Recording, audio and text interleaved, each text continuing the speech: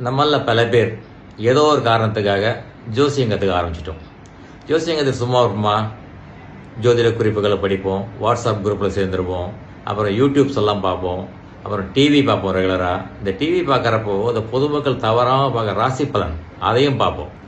அவங்க பார்த்துட்டு அவங்க சொல்கிறதெல்லாம் கேட்டு உண்மையிலேயே பயங்கரமாக கணிச்சு சொல்கிறாங்க போல இருக்குன்னு சொல்லிட்டு கஷ்டப்பட்டு அவங்க அப்பாயின்மெண்ட் வாங்கிட்டு 1000, 2000, 3000, 4000, 5000 பணத்தை கொடுத்துட்டு போய் உட்காருவோம். நம்ம எதிர்பார்ப்பு எப்படி இருக்குன்னு கேட்டிங்கன்னா, நம்ம வாழ்க்கையில் நடந்ததெல்லாம் புட்டு புட்டு வைப்பாங்க. அப்படியே எதிர்காலத்தை அப்படி சினிமா போல் ஓட்டி சொல்லுவாங்க அப்படின்னு நினைப்போம். ஆனால் அங்கே பார்த்தீங்கன்னா உங்களுக்கு பெரிய புஸ்வானம் தான் காத்திருக்கும். உங்களுக்கு என்ன தெரியுமோ அதை தான் அவங்களும் சொல்லுவாங்க. ஆனால் என்னன்னா அவங்க ஜோதிடர்கள் இல்லையா, கொஞ்சம் மேக்கப் போட்டு அந்த விஷயத்தை ரொம்ப பாலிஷ்டாக கொஞ்சம் எலாபரேட்டாக சொல்லுவாங்க, அவ்வளோதான். மற்றபடி பேசிக் ஒன்று தான், பேசிக்காக தான் சொல்லுவாங்க, வேற ஒன்றும் சொல்ல மாட்டாங்க. துல்லியமாக யாரும் பலனை கணித்து சொல்வதில்லை. அதனால் எங்கேயும் போய் காசு கொடுத்து ஏமாறாதீங்க.